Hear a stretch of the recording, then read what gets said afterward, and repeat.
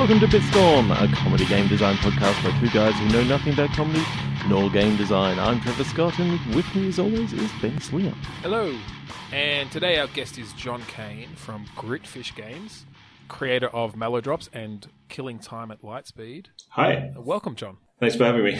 Yeah, no problems. Do you want to tell our audience a little bit about yourself and your games? Yeah, sure.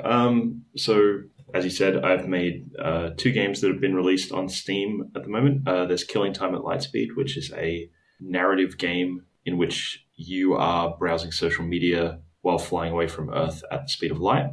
And the game that I am just about to release on the App Store, should be out by the time you listen to this, is Mallow, which is a gravity puzzle game where two Kiwis try and rescue their eggs in a world that's been shattered into a million pieces, and there's no gravity.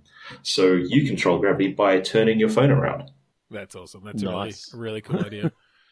Yeah, I've checked out some of the footage of the game. I love the cute little art style and stuff. It looks really great. Yeah, thanks. Are you sort of a one-man show there, or do you have team members? Sort of. I'm the game designer and programmer, but I work with various artists and musicians and writers on contract for each game. So Okay. Yeah. I'm the one consistent person between the two games. We've had Megan O'Neill and Matt Petrak on Mallow, and Marigold Bartlett and Matt Ham on Killing Time, and about 20 other writers contributed fake news stories for that. Cool. Fantastic. That's awesome. All right. Well, I think we'll get into the meat of our show. This is a game that we call Click Pitch. And the general idea is that we each have a random word generator in front of us. It will give us some nouns, generally, occasionally some adjectives if we decide to go that way. And on the count of 3, 2, 1, we each click, we get a new word, and based on that, we're going to come up with some ideas for video games. Okay. All right. Click. 3, 2, 1, click. Who's going to go first? Men. Highlighting. Okay. Mine was chain. Highlighting men chain. Highlighting men chain. So, chain of men or a chain of highlighters being used by men, or highlighting men. Not all men, but some men. just the ones that deserve to be highlighted. So, highlighting doesn't have to be the legitimate, the actual the highlighter sort of thing. What it can be is like a perspective on men from a news organization. So they're highlighting a specific man who's chained himself to a tree, and go. And go. So wait. I mean, you've got a story there, Trevor, but we're trying to come up with a game. So, are you the man chained to the tree? Yeah, this is just like the world's simplest walking simulator game. You can only walk around a tree. You can only just rotate your head tied to this tree. As news vans and things come and interview you, and the Steam reviews for this will be great. Trust me. Well, maybe we don't have to be playing the man who's chained to a tree. We can be the reporter who's come to town to do a spotlight on this guy who's chained to a tree. But in going in depth into this guy's story, something doesn't seem quite right. All right, so this is just thanks, Trevor. So maybe this is serial. This is just kicking off. Yeah, this is like kicking off the story, a larger story. You've been playing too much Thimbleweed Park, I think, Trevor. Yeah, that's where I was sort of going with it, but I thought I'd leave it with you guys. Could also be a really good bureaucracy game of, running a logging company and there's some guy chained to a tree that you've got to deal with. Right. That could just be sort of one of the events that gets in the way of this management game. Yeah. So I'm almost seeing it as almost still a Thimbleweed Park sort of point and click adventure game. Mm. The three characters that you play are the journalist, right, the guy chained to a tree, yeah, and the manager of the logging company. Oh, nice. Yeah, you get all the perspectives on it. Yeah. You get all the perspectives, and they're all actually working against each other. Yeah. So it's a bit of a different point-and-click adventure game, and maybe you can go into some flashback sequences, a la Thimbleweed Park, and you actually find out that there's a deeper connection between these characters than just the circumstance that they're in right now. Maybe they've actually, crossed paths before, and I don't know. I think you could have quite a bit of a different adventure game in that none of these characters are really working together. Yeah, I like that. I like that a lot. That's cool.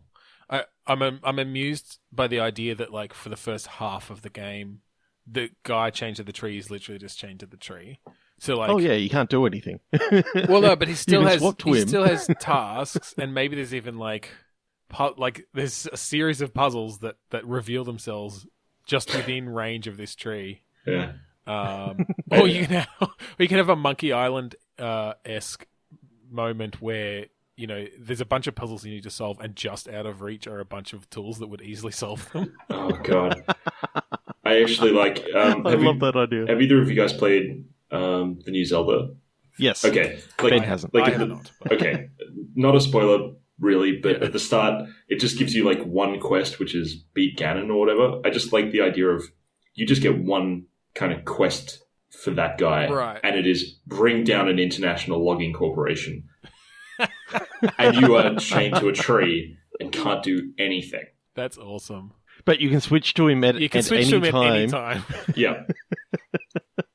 Yeah. It's like all of his quests are just like, I don't know, getting food or something. Or yeah, you get a little side quest coming up, go to the bathroom. Yeah. you just have to move yourself around the tree so that you're like behind the tree from the perspective of the camera because you're a bit shy. Oh, yes. Yep. And then there's a verb, soil yourself. It's just... I don't want to know what the like animated icon for that is in the menu. That's... Well, as I said, it's going to be like Thimbleweed Park, so it's just going to be the verb. Oh, okay. Soil yourself. But it's just there at all times. You don't have to see it. Yeah. But he goes, no, I don't want to do that now. I was thinking like the biker one. Oh, yeah. That was by Double Fine. Full Throttle. Full Throttle, where it had the icons for each thing. The verb coin, yeah. Yeah. Yeah, you move left. You hold it down. You move left to look at things. You move right to use things, and move down to soil yourself. Yeah, it's hard to say, isn't it? It is hard to say. Soil yourself. And I actually think I like that idea of having the single quest objective. So for each character, like your reporter character can be report on the situation, and the business guy can be get rid of the dude chained to the tree. Yeah, and they can literally be... The business guy is just make money. That's his overall goal. They don't tell you anything else. You have to figure out for yourself that this guy chained to the tree is stopping you from making money. I think maybe you could actually have 3 different endings to the game, depending on who you've completed their task. So if you focus on the business magnate, and you get rid of this guy through using all 3 characters, but you've decided that you want to follow down the business magnate's path, then you get his ending. Let's make her a woman. The business magnate. Just because. Yeah. Yeah, no, I like that idea of sort of.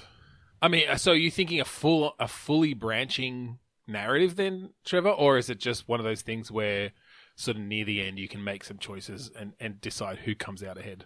I don't know. What will be harder for the developers to do, John? Yeah, as the developer, I'm definitely thinking, that happens in the last 10 minutes because otherwise you're making 3 full games.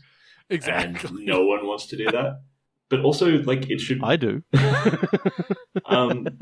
Leaving it till the end, like, you get to have, like, all of those characters be really sympathetic. Like, the logging corporation guy, woman, is just trying to get that promotion or get that little bit of extra money because, they need to afford a tiny apartment in Sydney and so need $1 million every year. Or even they need to chop down that tree to build the orphanage. I don't know. To counter that, I kind of like the idea of having a playable character who is literally a villain. Yeah. Like, so she's that you actually... can choose the ending. Well, yeah, like, she's actually pretty evil and, like, callous and she's just a businesswoman and tries to make money and doesn't care about the little person. And you can have some verbs that go along with that. So maybe you can just, like, gloat at people at all times. Like, you've got a gloat verb. You've got to look down your nose at verb. Yeah, there's definitely office political power play stuff. There's definitely all of her verbs. It could come into, if we're doing the full-on Thimbleweed Park style, it could come into, like, the descriptions of the objects as you look at them as well. So if you're playing as her, every person, it just says, like, look at peasant or underling or, you know, whatever she thinks of a person. That's what shows up. That's awesome. Yeah, I love the idea of giving, like, every NPC their own nickname based on who you're playing as. That sounds... Yeah. That's great. There's such good options for comedy there. Oh, yeah. Well, I really like that game. I think that's going to be a hit. That's really cool. Okay, let's go. 3, 2, 1, click. Crossing. Hatching. And fond. Fond. This is a game based around the joke, why did the chicken cross the road? And there are two reasons why it crossed the road. One is to hatch an egg, and one is because it was very fond of someone on the other side. Okay, yep. And go. I'm just picturing a two-player racing game. You know, one's the chicken, one's the egg, and you get to see who gets to the other side first. Oh, yeah, there you go. Which came first, the chicken or the egg? Okay, so does the egg literally have, like, little legs sticking out the bottom so it can run around but it just can't see? I think it's a power, like, that hatching, the act of hatching, is kind of a power-up and maybe gives you a bit of a balance based on... So the egg character can roll, like, it starts off just rolling.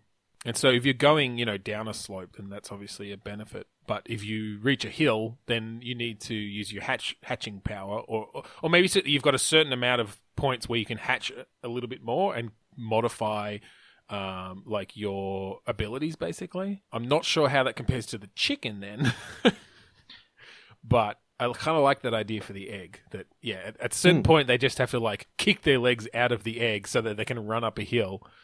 But then they've lost the speed of being able to roll down the hill because they can't pull their legs back in again. Yeah, this is, you know, Katamari Damacy? Yes. Yeah, so, like, half Katamari Damacy, then switching to, like, Mario platforming. So you have the rolling egg controls, and then you have full controls as the chicken. And just alternating between the two of those. Except that the Katamaris are, like, all wonky because it's egg-shaped. Yeah, that would mess you up, wouldn't it? Depending on how you're rolling, like on sort of lengthways or widthways, it would give you very different kind of rolling patterns. Yeah, you could do some cool stuff with that.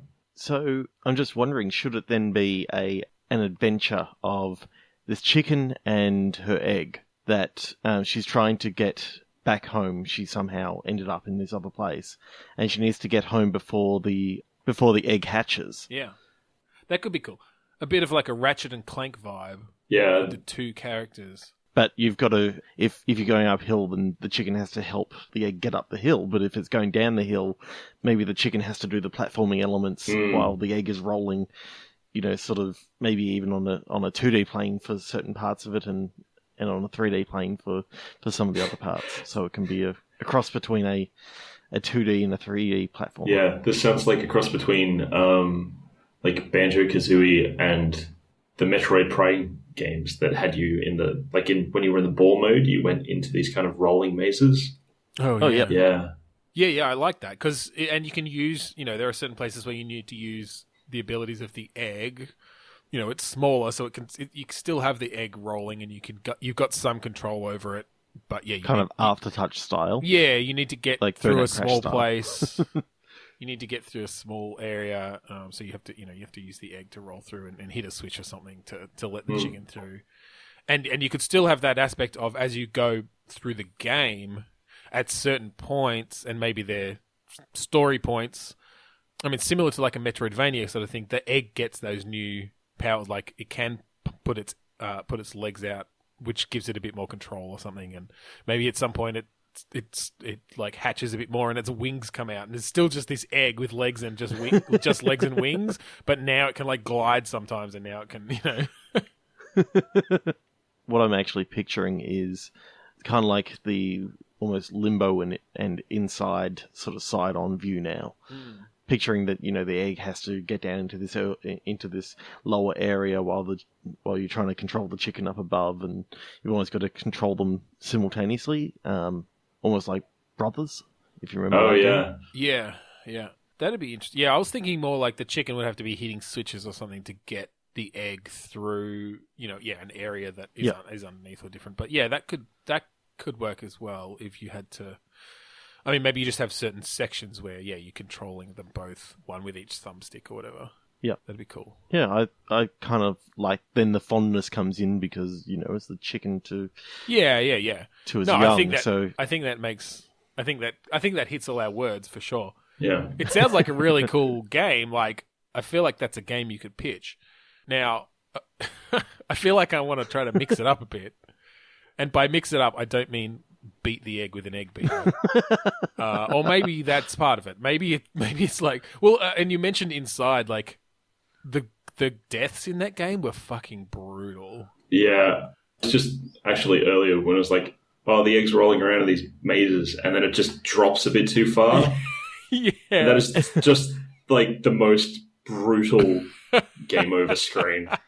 Well, I know. I was thinking that, like, you're going down a hill and you're having to guide it through these gaps or whatever, and if you miss, it shatters, and there's blood and there's feathers and you got this like 3D section maybe, and you're going down this hill and you're trying to just guide it in between, almost like a slalom sort of style. Yeah. But you see these brambles and it hits it, and it's like you see the egg Oh. go everywhere, and the I'm baby chick having just Tomb Raider flashbacks. Yes. Oh, you just got the chick impaled on this bramble or whatever. And like chicks when they've just come out of their eggs and they're all kind of wet and they can't quite move properly. That's awful. I love it. And then there's sections where the chicken gets its head cut off, but you can still move around for like the next 3 or 4 minutes. Oh yeah, there's bits where you literally like, or maybe even at the beginning, you're trying to escape from like the farmhouse, and so you've just got this view. I'm sort of picturing a view where you're just seeing feet walking around. If there's humans, all you see is sort of their feet, because you're only seeing as high as like the chicken's head. But yeah, like there's a section where you're trying to get away from the farmer, and if you fail that, he literally just picks up the chicken and then throws it on a chopping Snaps block. its neck. Oh yeah, snaps its neck, and just the egg looks on in horror. There's a great little animation of the chick like poking its head out of the egg. It started off as such a cute game, and now we've gone into the just But that's the thing. most brutal. Now just imagine all that with cutesy art. Oh, it's like, cutesy all the way up to the death scene, and then it just gets like hyper realistic and Oh. Absolutely love it. oh, we're horrible. We're horrible. Yeah. Sounds very similar to the The Easter one, yeah. Well, it could be an Easter one Easter that we did a themed little game while as ago. well. We're still in that season. Chickens and eggs, and maybe there's an aspect of it where the Easter bunny comes and like takes the egg. and paints it. Yeah, it takes the egg and paints it, and the chicken has to try to get it back. That's a sequence in the middle. Sort of a mini boss is the Easter bunny. Yeah. That's the Max Payne drug trip middle section. Yeah. Yeah. Yes. Okay, 3, 2, Okay. 1, click. Worse. Okay. Imperialist. Imperialist? Okay, well, I got owner. Oh no.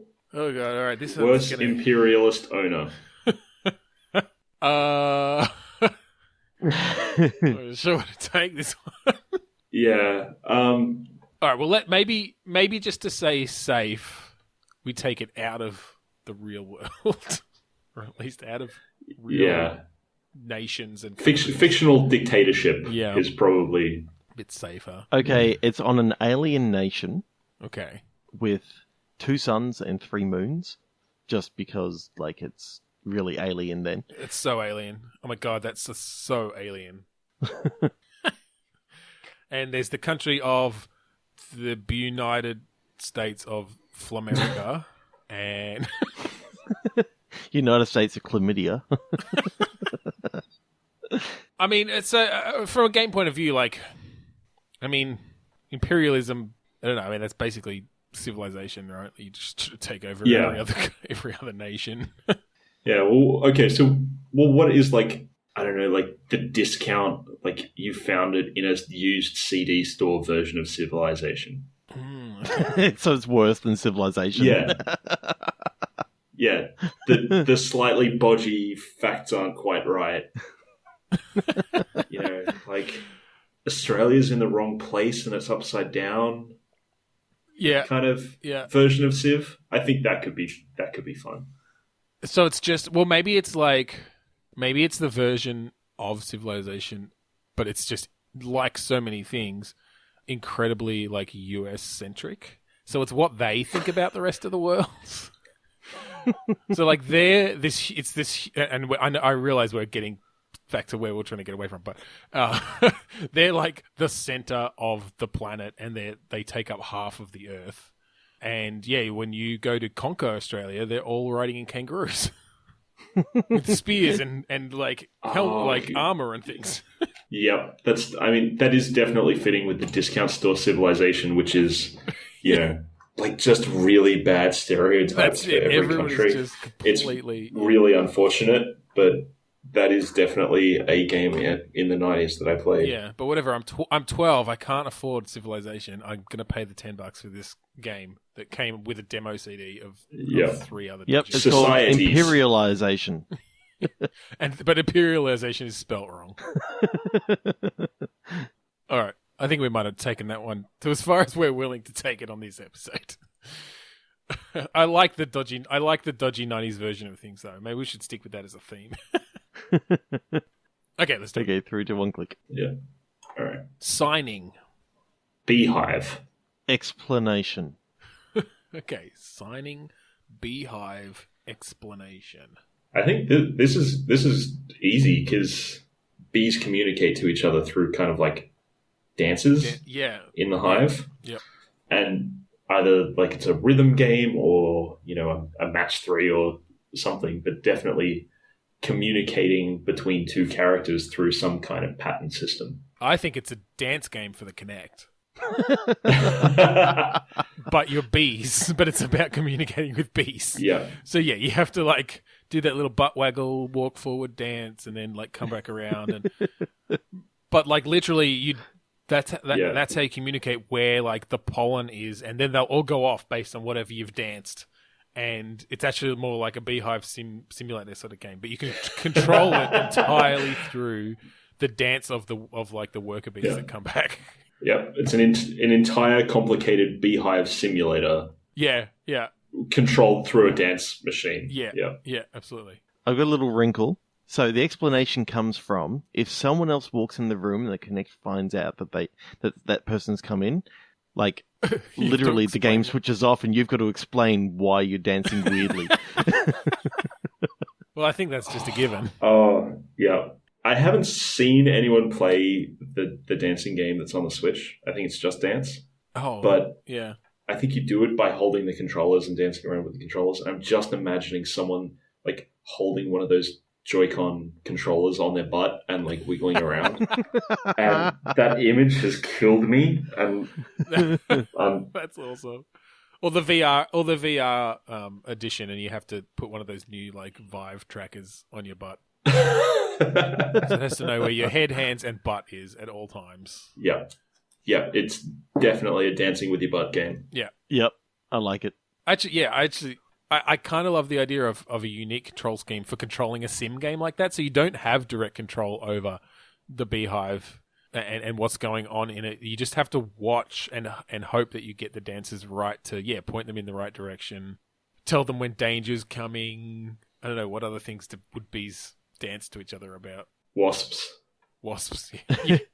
I'm imagining that you're actually playing like a translator bee. So in the game, you've got, say, the queen bee who's giving all these commands to people, but to actually tell the people to do it, you have to actually dance them out, and then so that's I know I see that's how, if you do the dance wrong, then you're giving the wrong information out to your worker bees, and so therefore it then becomes more important that you get the dance right. Yeah. And... No, it's got to be I think it's got to be the reverse. You got to get all the information from the worker bees, and you've got to pick what information to communicate to the queen. And she only understands dance. Yeah. So it's sort of like so it's like she's making decisions for the hive based on what you tell her. Yeah. So you've got to say, do the butt wiggle and I don't know, lunge, butt wiggle, and that's wasps are attacking. And but if you get it slightly wrong, then you've actually said there's a new patch of flowers over to the northeast, and so she sends out all of the workers, and they just get slaughtered. Yeah. That adds that level of complexity to it. I like it. Well, and there's sort of an aspect of like maybe you don't get a translation guide. Maybe there's an aspect of like the witness in there where you have to over time learn this language just through like building it up over time. So it starts very simple and you see direct results from it. But then as you build it up over time, you have to sort of put them together in more and more complex ways. You slowly work your way up the ranks of bee butt wigglers. Yeah. Yeah. Eventually you become the queen. That's the end game. I don't think bees work that way, but anyway. Well, fuck you. I mean the translator becoming the queen. No, I know. I don't think singular bees are actually like then eventually become the queen. No. Maybe it's a generation. But everything else is 100% factual. Yes. Okay. All right. Let's move on. Okay, I think it's about time to head into the Eye of the Storm. Okay, so you can find us on Twitter and Facebook. Just search for BitstormCast search for Bitstorm or /BitstormCast on either of those. If you had any ideas for the prompts we came up with, better ideas than we had, let us know. We'd love to hear your take on them. You can also check us out now on Instagram. That's instagram.com/BitstormCast. We're going to put up more casual posts about what we've been playing, maybe some videos, some other pictures. Yeah, just have a bit of fun.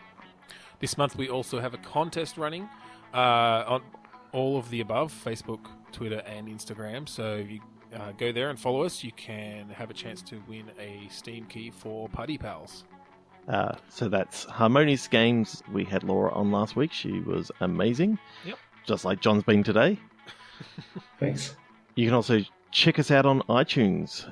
We're Bitstorm. Our website is bitstormcast.com. You can find all our episodes there and links to subscribe to us on the app of your choice. Yes, we'd like to thank Zencastr, Zencastr. They provided us with the awesome recording capabilities for our guest today. And a big thank you to Kurodust. Thank you for the use of our theme song, Map Defiance, from the album Continuant Failure. And John, can you provide your details on how people can find you? Sure. You can find me at gritfish.net. My two games, Mallow and Killing Time at Lightspeed, are on mallowdrops.com and killingtime@lightspeed.com. And you can find me on Twitter at twitter.com/gritfish. And you can also find all my games by searching on Steam or the App Store for them. Awesome. Fantastic. Let's get back into it. 3, 2, 1, click. Okay.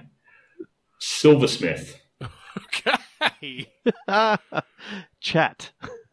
Oh, all right. Well, I got inquiry, but if you got chat, I'm going to do something different. Scheduling. So it's a very dry game about scheduling, like the swords that I don't know. Oh, God. I guess you probably don't make swords out of silver. What do you make out of silver? Cutlery. Jewelry or... Yeah. God, I saw Silversmith and I was so excited because it, brings up all these kind of like Tolkien-esque things, and we've got chat and scheduling. And it's just the most dry I mean, Tolkien can be pretty dry. It's from that chapter of the Silmarillion where he goes... Where they just talk about silversmithing exactly, for he goes an deep hour. into the scheduling practices of silversmithing in Middle-earth. I accidentally clicked again and got Agony. All right, well, maybe we'll add that into the mix then. No, Scheduling Agony. Chat doesn't exist anymore. So it's a it's a silversmith who's in agony because too many people are trying to schedule these. So it's still about scheduling, of course. Because you haven't clicked again yet. No, I know. I'm not going to. We're doing scheduling. I love this. This is the challenge, man. Damn you. So I don't know. So what? I mean, so a silversmith, I guess, is just scheduling his jobs, right? Like, I guess his jobs range from, I don't know, what's the simplest thing? Earrings, small things. Yep. All the way earrings, up to necklaces, murder knives for rich people. Maybe that's where the agony comes in. And just like dates and going out. I like the idea of this being almost like a puzzle game of like figuring out where you can fit things in the schedule, but like the Google Calendar layout, but everything's made of metal and like... So once it's in place, you can't move it. Yeah, it is actually set in stone. Yeah. You bond it into place. You can shift it for a while until it like cools off. No, I kind of like that. It's almost a bit more of a lifestyle game, sort of Sims-esque in a way, except it happens to be set in a fantasy realm with a silversmith, just one character. So I'm imagining as part of your thing, you're setting up all these schedules, but just to really put a spanner in the works, as it were, like the king has jobs that he wants done every now and again, and he gives you no notice whatsoever. Yeah. So you've set up your schedule, but you've got to leave certain amounts of gaps, but you don't know how long the king's job is going to be. It may be, okay, no, look, you've got a 3-hour job. And if that happens, it takes a while to just chisel that existing bit out of your schedule. Yep, and it's agony to actually to not actually get it done, because what the king does if you don't manage to get his stuff done is, I don't know, chops a finger or something like that to put you in agony. So and that's got gameplay implications, right? Because if you lose too many fingers, you presumably your work suffers once you start losing fingers. Exactly. I kind of like that. Have either of you played or know of the game Lady Killer in a Bind? No. If I said what that is, okay. It's a visual novel game that deals with some BDSM-ish stuff, but also, you pick who you're going to like have a conversation with or whatever. And I just thought like, oh, okay, so Silversmith and scheduling and agony. And it's like, oh, okay, a Tolkien version of that. Right. And it's just, I don't know, the like decision of like, oh no, I've got 2 things scheduled on, I have to pick one or the other is... Lose a finger or go on a date. Yeah. Lose a finger or don't get to see your mum for the last time. Yeah. Yeah, mixing all this life stuff with your silversmithing responsibilities. Yeah. Like have a social life or make 100 silver spoons. Like, you have to do your job and make money and survive. But you also, it's a work-life balance simulator. Can you tell I've been overworking on a game? Oh, that's awesome. Yeah, it's the whole thing is this metaphor for game development. I love it. Yeah, that's cool. So do I. Okay, 3, 2, 1, click. Detective. Sailor. Exhibition.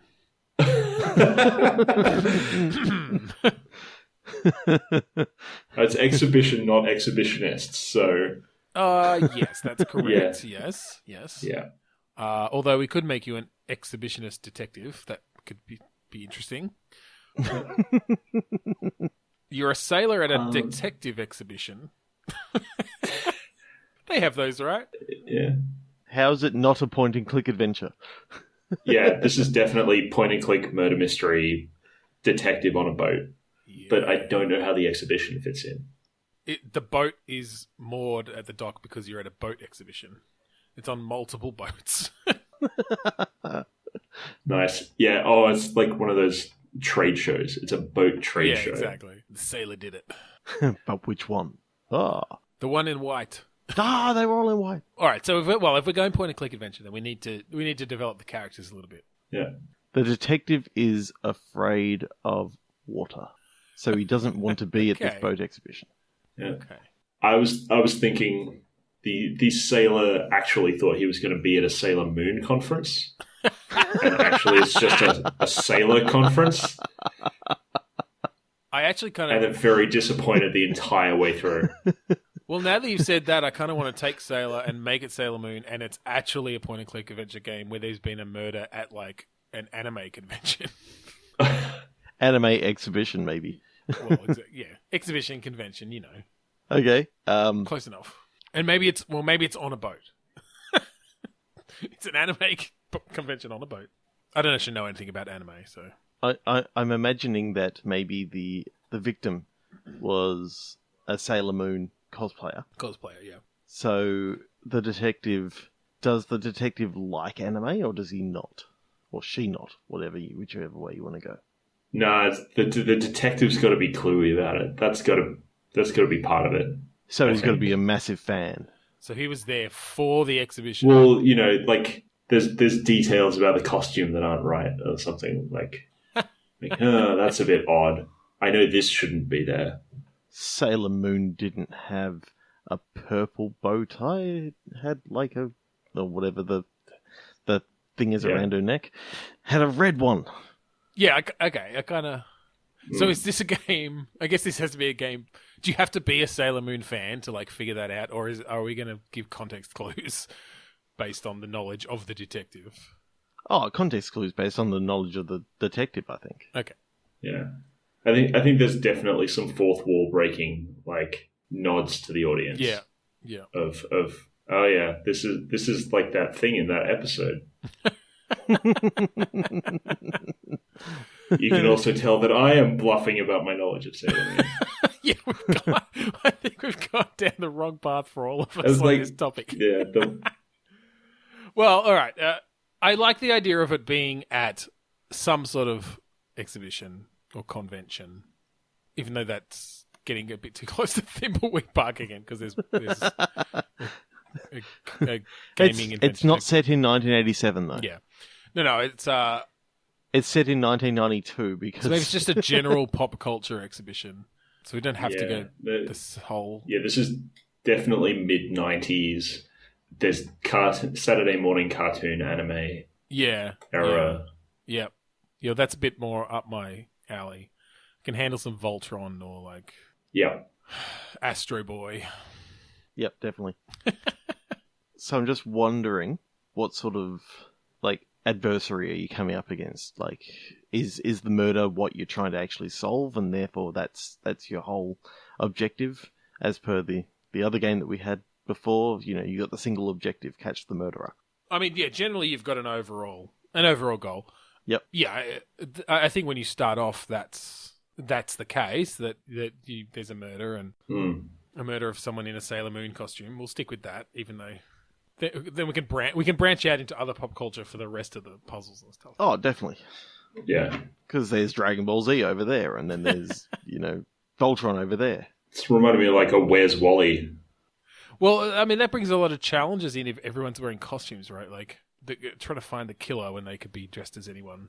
Yep. So Yep. maybe one of the puzzles in the game is you end up finding the footage from where the murder actually Right, is seen, you see and the you see that murder. it's a specific sort of costumed cosplayer or whatever did the killing, but you find that costume somewhere, like in the dumpster or something, and you've got to try and work out through context clues or something like that. It's a popular character, so there's a lot of people dressed as Garfield.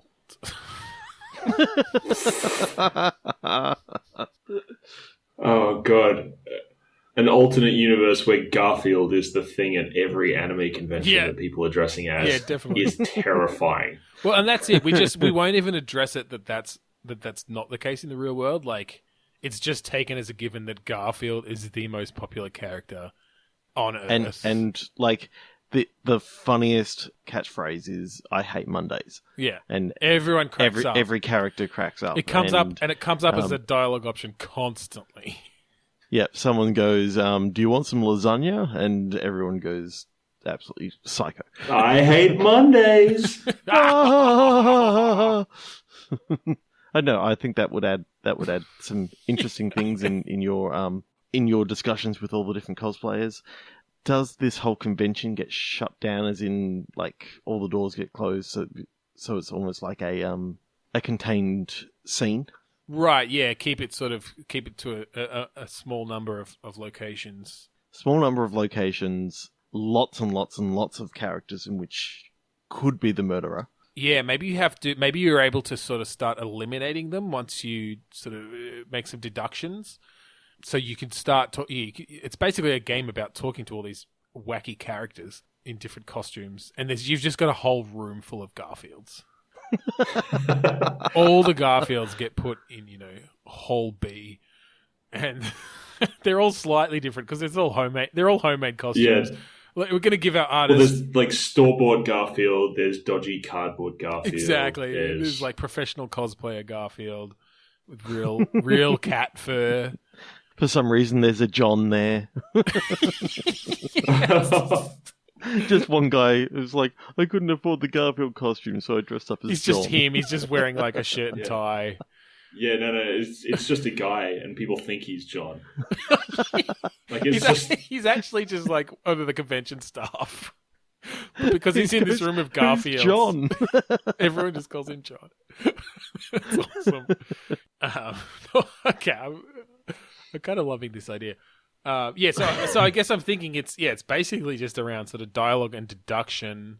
I mean, I guess you could bring inventory puzzles and stuff into it too, but yeah, there's a certain subset of people that you can eliminate pretty quickly. You manage to get airtight alibis for them because maybe you've got maybe you don't have the video right away, but maybe you've got the time of death right away, and you have to look at the convention schedule and decide or talk to people, and these people will say, well, I was in that panel, and you can somehow corroborate that with someone else, and you eliminate them as a suspect and let them go, and you slowly paring down the number of people that you've got available to you as the killer. Yeah, I definitely like the idea of there being like lots of item puzzles, like really old point and click adventure item puzzles, because of just all the random props you could use.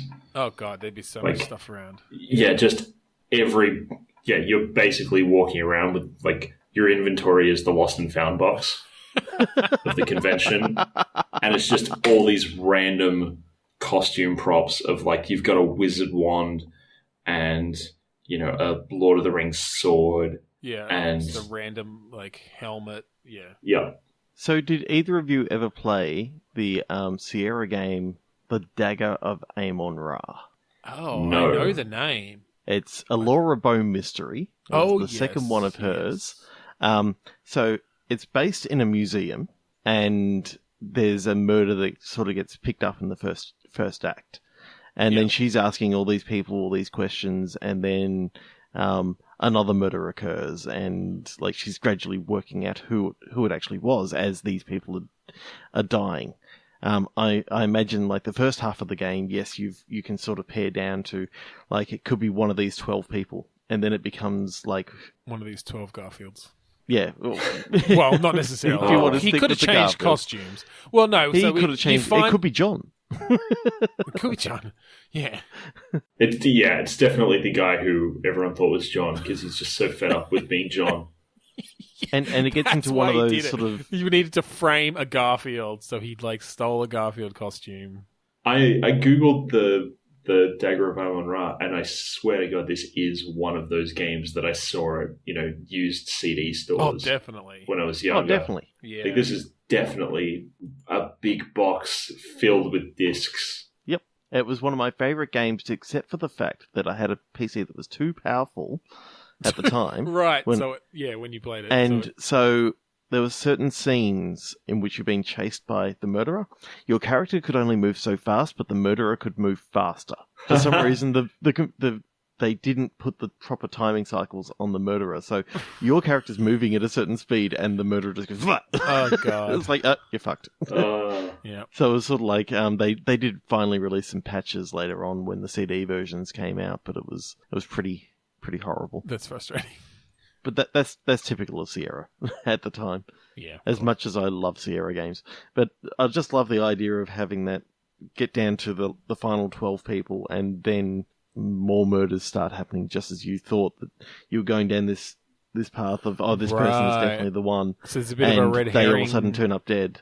And yeah, I'm trying to think of the Agatha Christie mystery where there was like, well, one of the many that had like the 12 people remaining or whatever it was. And then there were none.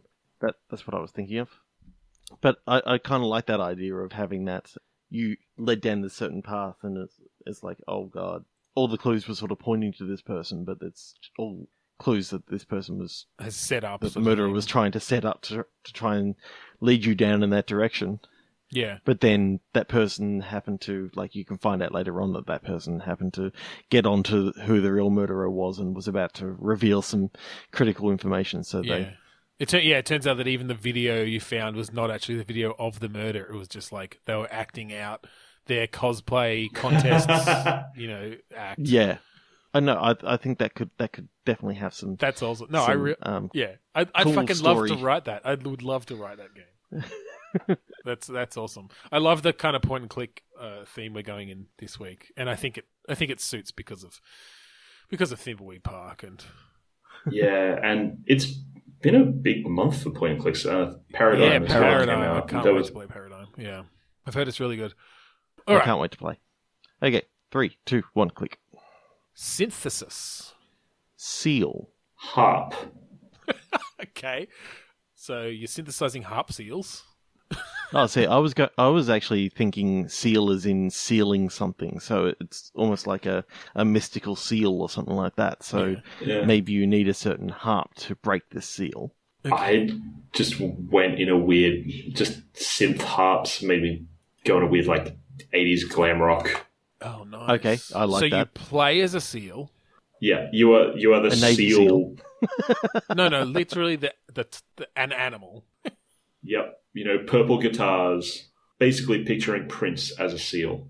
See, I almost like the idea of still having the seal like I was thinking, but taking that glam rock sort of Purple Rain synthesized harp to a magical adventure in which, trying to break the seal or the seventh seal of hell or something like that, or trying to seal the devil in, and then you can have like this amazing 80s pop punk adventure sort of thing. So you play as Seal the singer and playing a synthesized harp. He's no, okay. I love the like 80s Prince vibe. That's awesome. I see this as almost like a 3D open world adventure sort of thing. Okay, yeah, you could do the graphic style for that could be really cool. Lots of neon kind of like, have you seen the graphical stylings that they did for Far Cry Blood Dragon? Yes. Yeah. Yep. VHS, distortion, laser lights, synthesized music. It's just pure 80s in like the absolute best and worst way possible. Yeah. So I can imagine that's sort of like the art style that you're going for. Right. And lock that in. Definitely. Open world adventure. I still like the idea of, trying to either break a seal or create a seal. You play as the singer seal who has to sing to seal up all the seals. But he has been transformed into a seal. He himself has been transformed into a seal. Yep.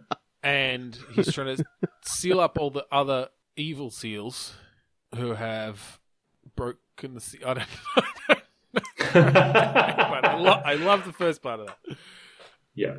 Yeah. The singer seal has been transformed into a seal, and they are trying to seal some kind of ancient evil with music. Yes. Yep. On their harp, their electric harp. I just love the idea of an electric harp because then you can bring in some like heavier melodic stuff. Yeah, the soundtrack on this game is going to be epic. Yeah. Unbelievable epic rock opera, hair flowing. So what are the sort of typical 80s things that you come up against? I'm thinking maybe Max Headroom. Yeah. Like maybe there's some characters dressed up like Michael Keaton's Batman. That's an interesting pull. Yeah, okay. Yeah, I was going to go with like thinking Michael Jackson 80s. Thriller kind of. Michael Jackson Thriller. Eddie Murphy Delirious. So they're in the red suit. Yeah. Oh god. Well, Star Wars was pretty big. Back to the Future. So you've got So we're just bringing in all these licensed properties, or are they going to be knockoffs? all knockoffs. But I think you can have this amazing mystical adventure kind of. So I'm seeing it as an RPG in the style of Mass Effect. Okay. Yeah. All right. Okay. All right. Yep. So you got quests that you're doing. You know, you can talk to these different groups, and maybe the world is split into factions of what pop culture thing they actually like, and you got to befriend each one of these pop culture things to get the song that is actually within that area. You start off with like. Well, two of your crew members are definitely a Star Trek fan and a Star Wars fan, and they don't like each They just other. don't get along. Yeah. Yep. Yeah. Yep. Has like that. everybody been turned into anthropomorphic animals? Like, I'm just kind of loving this idea of Mass Effect style conversations with like the close-ups, but it's a fucking seal, talking to a seagull. From flock of seagulls. The sex scenes couldn't be, more awkward than they are now. So, yeah, just replace them with like a seal and a flock of seagulls, and that's fine. Just the flippers, like, oh. I love this idea. I love this idea of, you've got these factions that are all the different music genres from the 80s. And you end up with a crew member from each of them. And they're each animals that are based, somehow related to the band that they're from. Yeah, we've got a pelican in a Devo hat. Yeah.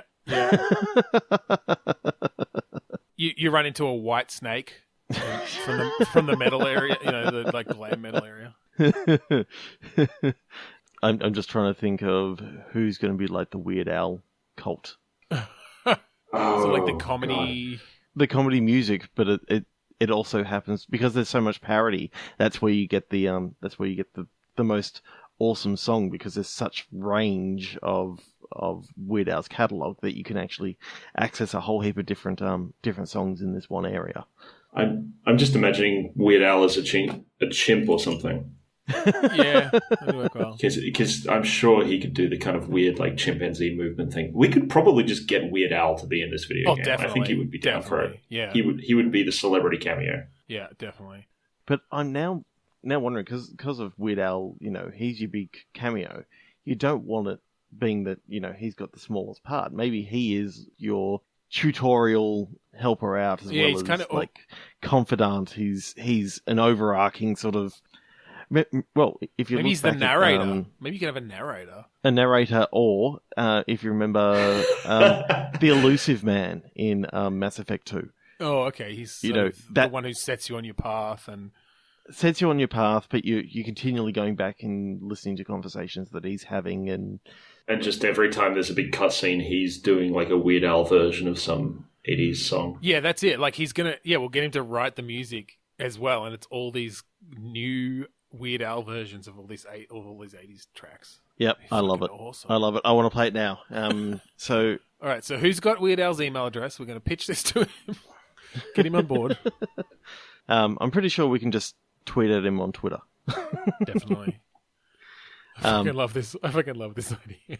We need Mass Effect, where you smooch 80s pop culture icons as anthropomorphic animals. As anthropomorphic animal versions of pop culture icons. Honestly, I think we could take this to Kickstarter and just make $1 billion. That's all you need. We don't have to have any art. Yeah. We don't have to have any. Yeah. No. That's fucking awesome.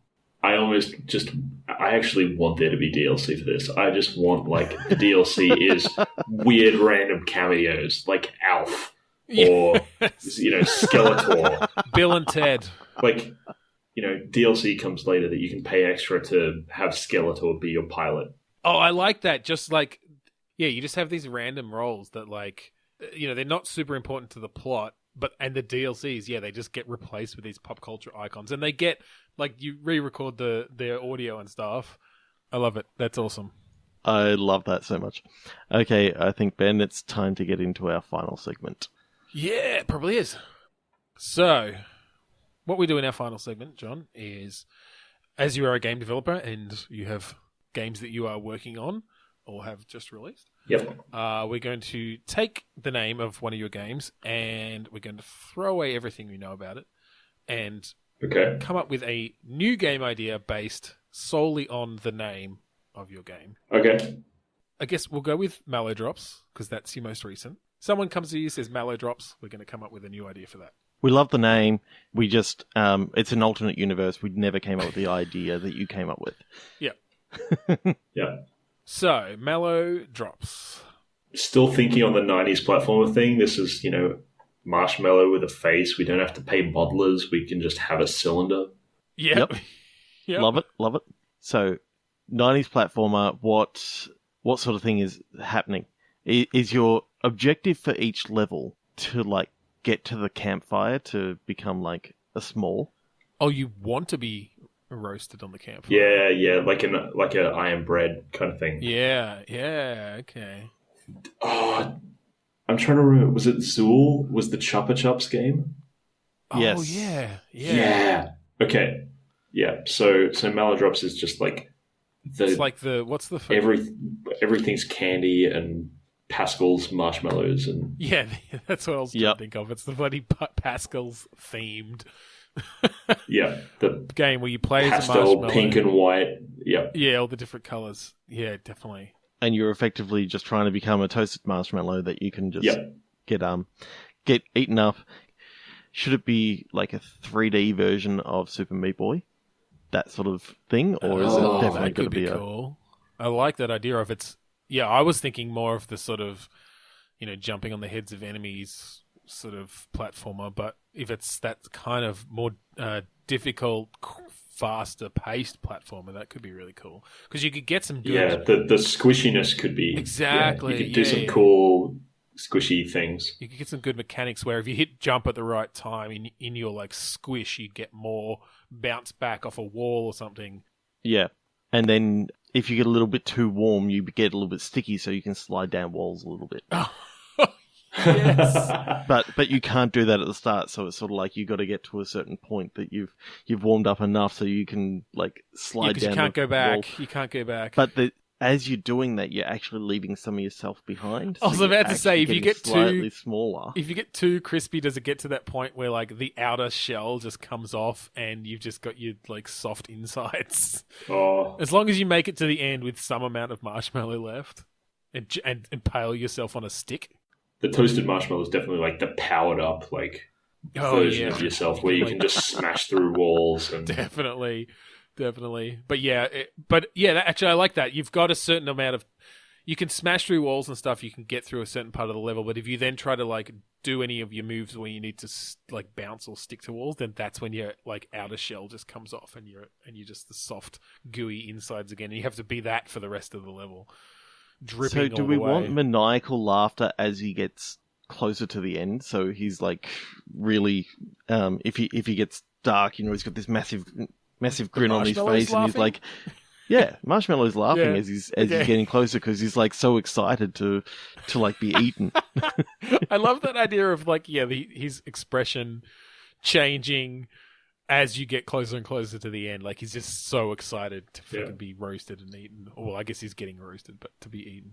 I'm just imagining it like he falls in the fire and melts into a puddle, and you see the like Terminator 2 thumbs up just sink. but it's made of marshmallow, and it's just like slowly dripping and melting.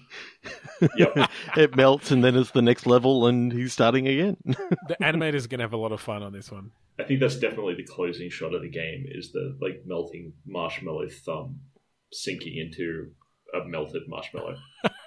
No. Into a chocolate fountain.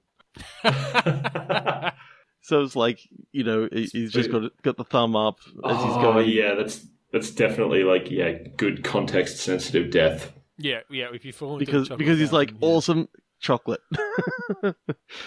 Is that a win condition? It's a win condition. It's like that's the final thing that he's trying to get to. There's campfires along the way, and wait. So are you the same? How are you the same marshmallow through all these levels? Don't you get eaten at the end of every level? It's kind of like Super Meat Boy. You can die a hell of a lot, and the next Meat Boy sort of comes along. So after I guess so. each marshmallow gets eaten. This is like the candy version of Dark Souls. You're like going from bonfire to bonfire, but everything's just bright and candy and happy, and candy souls. So when you get to each of these sort of places, at each campfire you find a packet of marshmallows, and you can add some of that power to yourself. Right. You can pick up the marshmallow bag, open up, and sort of get more marshmallowy goodness because you're stealing it from the bag. Well, maybe as you're going through the levels, like maybe you start the whole game with a single bag of marshmallows, and every time you die, like it gets less and less. Another one comes out. You're refreshing it. Yeah, but as you get campfire. through levels at certain points, you can refresh it. Yeah. So rather than doing the same thing that every other crazy platformer like Super Meat Boy are going pixel style, let's go fully rendered 3D graphics, but on like a 2.5D plane. So you're still on the 2D, but it's fully rendered. See, I feel a game like this would be better still in 2D, but with some really nicely animated, like high res kind of. So you can really see the sort of the goopy drops coming off of it as it bounces off things, and you know what I mean. Like, the reason why I like the 2.5D is because you can then zoom in close into like the replays, and you're seeing like as the marshmallows sliding down the wall, you're seeing all the residue sort of stuff. Yeah, that's true. I guess the technology's come far enough that you can probably do that pretty well. Yep. Yeah. I quite like that. That's cool. I think a lot of people like those absolutely insane. Yeah, there's really punishing platformers that. Yeah. Yeah, and you want those to be as cute as humanly possible. Yeah, definitely. Just to rub it in. Like, this is a baby game for babies, and it's going to be so hard. You are not going to finish it. You're going to lose so many marshmallows in the dirt. So marshmallowy, gruesome, with all the goop running down walls and all that sort of stuff, and maniacal laughter as he's getting closer to the campfire. I do love that imagery of just that last run at the end of a level, just his eyes getting wide and crazy and just laughing as he launches himself onto the stick. Yeah, as he leaps himself and impales himself onto a stick, and it gets picked up and shoved into the campfire. There's definitely a bonus level where you're the giant, like, Stay Puft Marshmallow Man from Ghostbusters. Oh, without a doubt, it's DLC. Smashing through a city. Getting slightly toasty, sliding down walls. Running to a massive campfire. It's the same game. It's the same game. That's just, that's New Game Plus. Yep, I really like that. Yeah, I think we're onto a winner. Definitely. Yep. Well, I've got to go cancel my game and make this one instead. That's always our goal, is to have someone just completely throw away what they've been working on and make our game. Thanks, John, for joining us on Bitstorm today.